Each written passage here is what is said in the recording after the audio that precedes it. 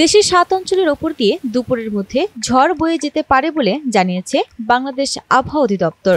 বুধবার ১৬ জুলাই দুপুর ১টা পর্যন্ত দেশের অভ্যন্তরীণ নদী বন্দরগুলোর জন্য দেওয়া এক পূর্বাভাসে এ তথ্য জানানো হয়।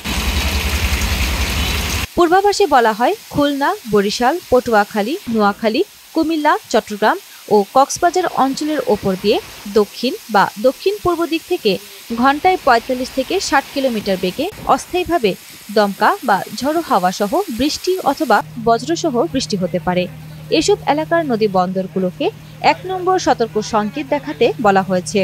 পূর্বাভাসে আরও বলা হয়, গাঙ্গেয় পশ্চিমবঙ্গ ও বাংলাদেশের দক্ষিণ পশ্চিম উপকূল এলাকায় অবস্থানরত স্থল নিম্নচাপটি দুর্বল হয়ে সুস্পষ্ট লঘুচাপের আকারে ঝাড়খণ্ড ও এর সংলগ্ন এলাকায় অবস্থান করছে।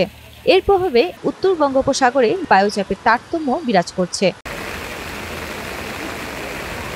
ফলে উত্তর বঙ্গোপসাগর, বাংলাদেশের উপকূলীয় এলাকা ও সমুদ্র বন্দরগুলোর ওপর দিয়ে দমকা অথবা ঝোড়ো হাওয়া বয়ে যেতে পারে। এই পরিস্থিতিতে চট্টগ্রাম, কক্সবাজার, মোংলা ও পায়রা সমুদ্র বন্দরগুলোকে ৩ নম্বর স্থানীয় সতর্ক সংকেত দেখিয়ে যেতে বলা হয়েছে। উত্তর বঙ্গোপসাগরে অবস্থানরত মাছ ধরার নৌকা ও ট্রলারগুলোকে পরবর্তী নির্দেশ না দেওয়া পর্যন্ত উপকূলের কাছাকাছি থেকে সাবধানে চলাচল করতে বলা হয়।